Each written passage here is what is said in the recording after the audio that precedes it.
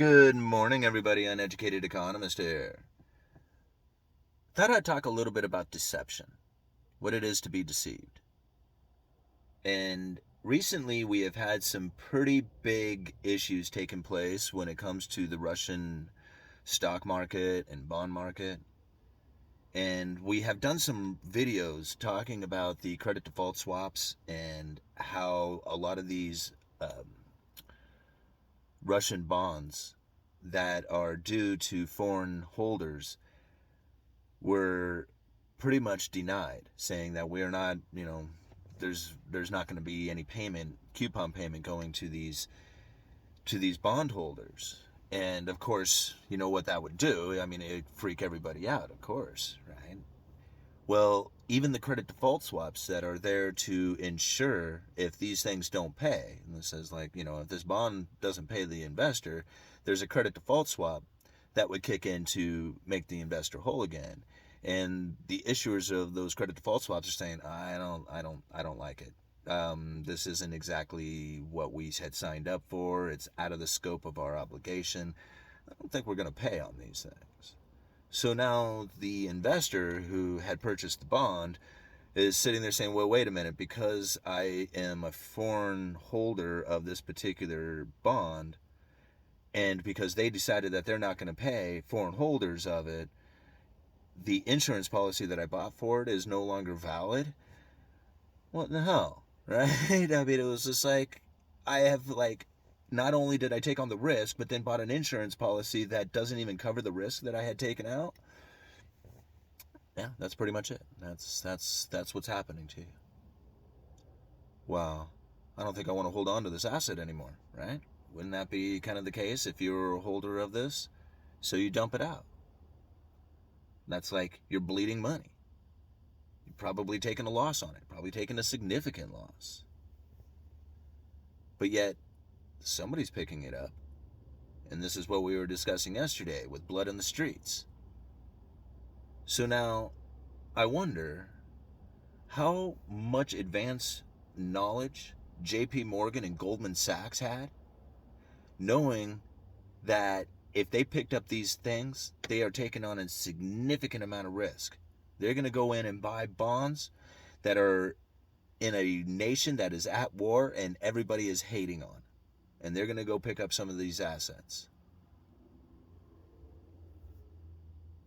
Well, yesterday, Putin comes out and says, well, maybe we will pay these foreign holders of these bonds. Oh, now you're going to pay them. Well, we're going to pay you in rubles. Well, it doesn't really matter what you pay in. If the people who are collecting that money, the ones who had picked that up at super dirt cheap prices, are the major banks who could probably do currency swaps and switch those rubles over for just about anything. They're the ones who get the biggest advantage. In fact, they were the only ones who actually got to play. Everybody else was pretty much denied out of the system. It really makes you wonder, like when you step back and you look at the playing field and you just stood up on a hill and you watched this whole thing take place, like you weren't involved at all, right? But you were watching. It was just like, oh, okay, so all these investors who held Russian bonds were denied payment, which makes the value of their asset pretty much worthless.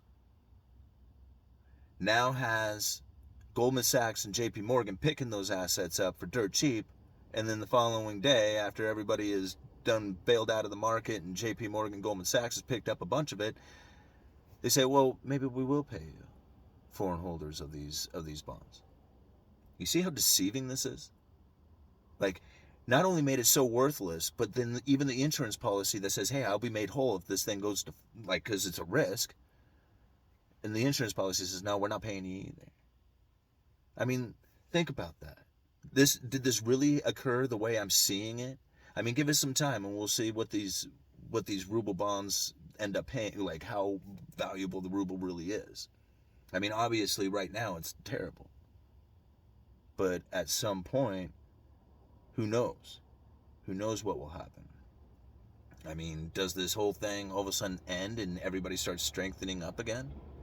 Like, instead of getting weaker, they get stronger. I mean, I'm not saying that's going to happen, but then again, we didn't really anticipate that everybody was going to be dumping out of their Russian bonds, only to have JP Morgan, Goldman Sachs pick it up, and then to have Putin say, hey, maybe we will pay you guys. Now that everybody else is out and you big guys are in. Right? It's very deceiving. To me, that is very deceiving.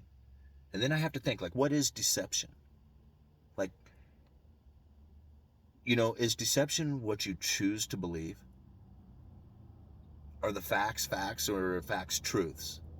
And what is a truth compared to a fact? I think about, like, these people thought, man, these things are not going to pay. That's a fact. Are you sure? I mean, it's a truth. That's what they said out there. It's a credible truth. But the fact is that until they actually pay, it's not a fact at all.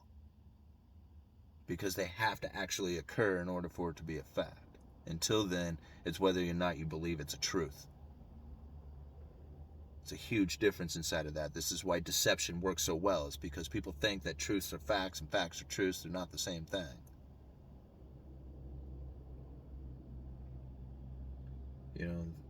There was a lot of people who got hurt through this. A lot of investors. And I'm not saying, like, they weren't deserving of it. When you invest, you take on risk. But this was very deceiving in the way it went down.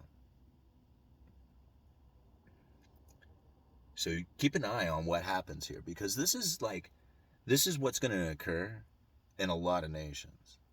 It's going to occur in many ways. I mean, it's not going to be exactly the same, but it's going to rhyme, and it's going to stink, and it's going to have that same odor going across all economies.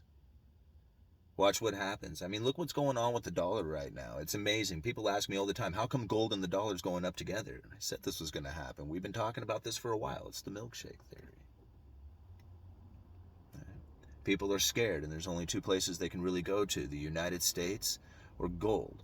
Now they have, for a lesser extent, cryptocurrencies, which is growing and is going to be much bigger, and it's obviously getting bigger, and it's going to be very impactful. And 10 years from now, people are not going to they're not going to even recognize the system as it is today. It's going to be something completely different. I'm going to leave some links down in the description for you guys. Well, at least one. Maybe two. Actually, I'll come back and talk about something else later on this afternoon. I've been trying to put 2 videos out a day. But, yeah, I'll leave a link down in the description for Putin's, like, decision that he's going to start making payments to foreign bond holders and rubles. And we'll see how that goes. We'll see what ends up with that.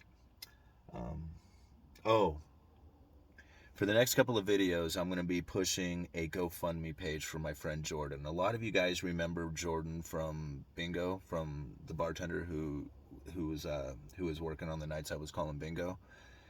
She has recently found herself in a very tough spot. Ultimately, she was just living life as, a single person, tending bar, doing her thing, and now all of a sudden she's looking after 3 kids, and she is at her wit's end. She has started a GoFundMe page to try and help out. The father of the kids is, like, absolutely nowhere to be found, and actually has made it a point to probably make it as difficult as possible for Jordan, and she's in a really tough spot. But she's a really good person, and my wife went over there and hung out for a birthday party and tried to celebrate the birthday party with the kids and try and bring some joy to the unit out there. But yeah, she's kind of in a tough spot. So I would really appreciate it, guys, if you follow the link, the GoFundMe page, and send Jordan what you can. I'm gonna load it up with $100. It's about what I have right now to contribute, considering some of the things that I've, like, had to go through as well, for as far as getting hit with tax payments and stuff like that. But we all have our situations, but hers is really tough right now, and she could really use some support and some help. So if you guys could do that for me, I would really appreciate it. All right, uneducated economist, you guys let me know.